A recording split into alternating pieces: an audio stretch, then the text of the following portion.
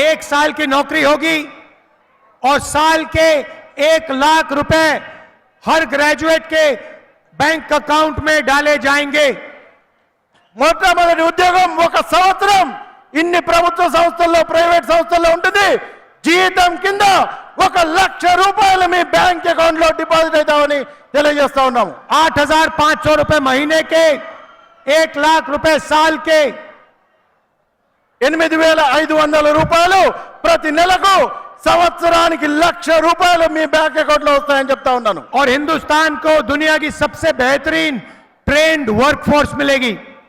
భారతదేశానికి నైపుణ్యమైనటువంటి యువ శక్తి కూడా అభివృద్ధి చెందుతుంది, తయారవుతుంది అనే విషయాన్ని తెలియజేస్తా ఉన్నాను.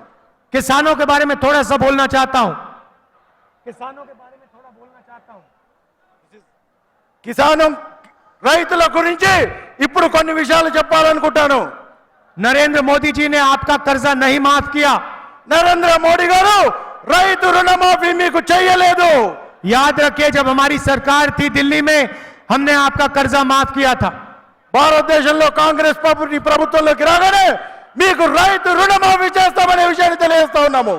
सरकार आने के एकदम बाद हम हिंदुस्तान के किसानों का कर्जा माफ करने जा रहे हैं। భారతదేశంలో కాంగ్రెస్ పార్టీ ప్రభుత్వంలోకి రాగానే మొట్టమొదటి చర్యగా రైతులందరికీ రైతు రుణమాఫీ జరుగుతుంది అనే విషయాన్ని చెప్తా ఉన్నాము. और पहली बार हिंदुस्तान के किसानों को कानूनी मिनिमम सपोर्ट प्राइस मिलने जा रही है।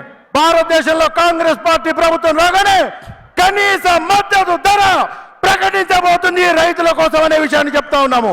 और इससे हिंदुस्तान के सारे किसानों को जबरदस्त फायदा होने वाला है।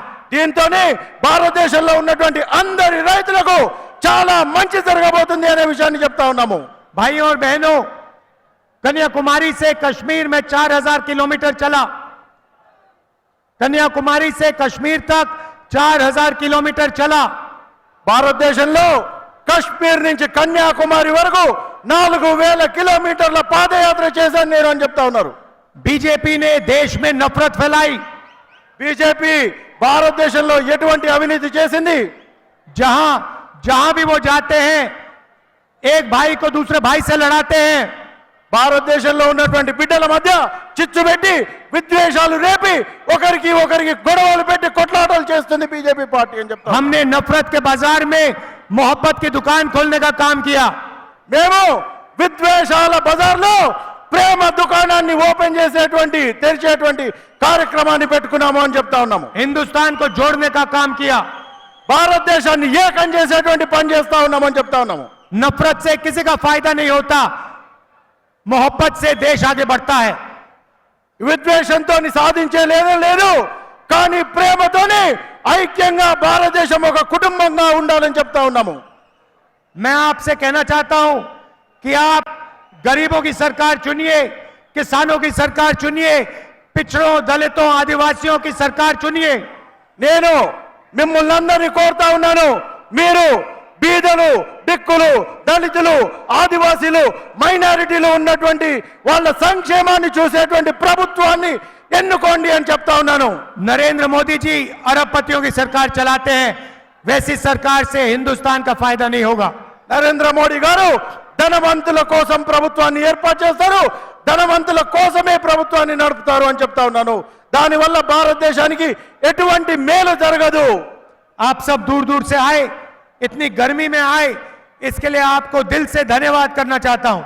మీరందరూ ఎన్నో ప్రాంతాల నుంచి దూరాల నుంచి ఇంతకు ఎండకు ఓర్చుకొని ఇక్కడికి వచ్చినందుకు మీ అందరికీ ధన్యవాదాలు తెలియజేస్తా ఉన్నాను. हमारे कैंडिडेट हैं, इनको आप भारी बहुमत से जिताइए। మన క్యాండిడేట్ నాగర్ కర్నూల్ ఎంపీగా నిలబడుతున్నటువంటి డాక్టర్ మల్లు రవి గారిని భారీ మెజారిటీలో గెలిపించాలని మిమ్మల్ని ఒక్కసారి రిక్వెస్ట్ చేస్తా ఉన్నాను అని చెప్తా ఉన్నారు. जय हिंद।